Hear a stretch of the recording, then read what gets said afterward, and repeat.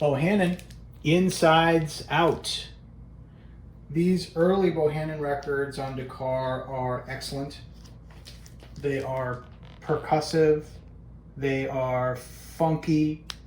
There is a touch of disco, just really fun LPs. His first one is perhaps the most coveted. It's called Stop and Go, and it's definitely gotten up in price, and it's harder to find these days. I haven't found it yet, but really all these early ones are great grabs for $8 to $12. Just a quick note that later you get in Bohannon's career, the more disco it becomes. So depending on your tolerance for disco, your mileage may vary.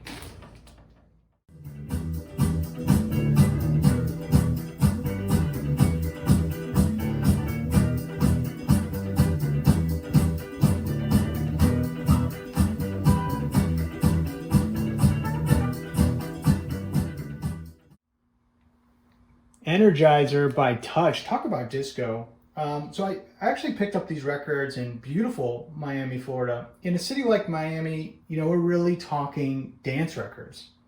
We're talking disco, Latin, funk, reggae records. And this one's definitely no exception. This is a disco record. I actually have no idea what this is. I bought it exclusively because of this macabre disco gallows humor artwork that's just at once ridiculous and sublime. Most of this record is actually pretty incredible. There are parts that are a little too disco for me, right? Once you start hitting ABBA, Bee Gees level disco, I kind of back away. But no regrets. For $8 to $12, this cover's staying in my collection forever.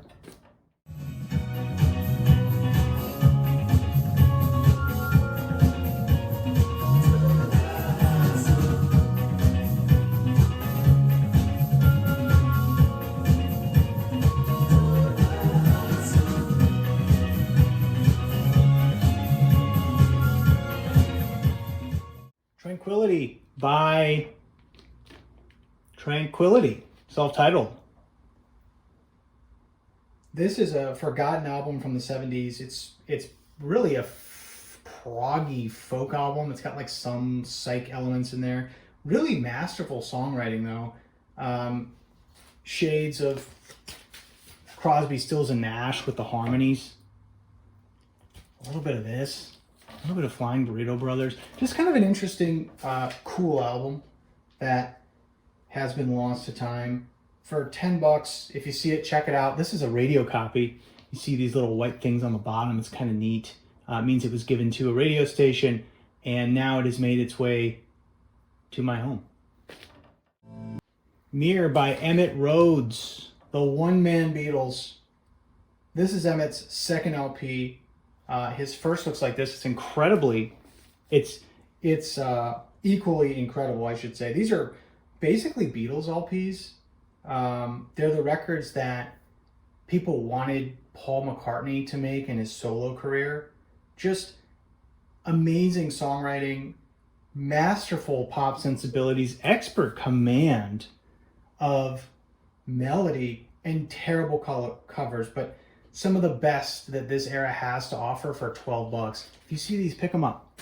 By the way, guys, I am trying to grow this channel, so if you could please appease the YouTube gods and just throw a like, I would appreciate it. McCoy Tyner, The Greeting. A lot of Tyner on Milestone is maybe not for everyone, and that's okay. But this record is a bit more approachable and really quite beautiful. It's recorded live when Tyner was at the height of his powers.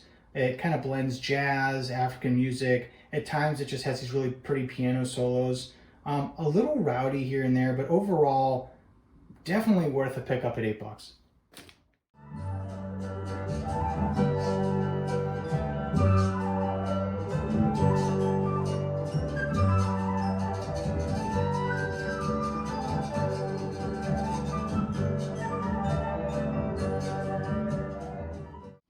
Yusef, Lateef, Psychicemotus.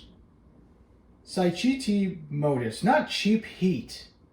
I did pick this up. It's not Cheap Heat, but shout out to the Impulse ABC red label, which is certainly more affordable and in my opinion sounds just as good as these original black and orange labels. That's right, I'm showing my OG Duke Ellington John Coltrane record to show off. I'm not ashamed to admit it, but anyway, this is a really cool jazz album. If you see it, it's sort of modal. If you want to dip your toes in free jazz, I would also suggest this. You know, it just has a little bit, just a sprinkling. Really great. Anyway, that's all I got for today. See you next time.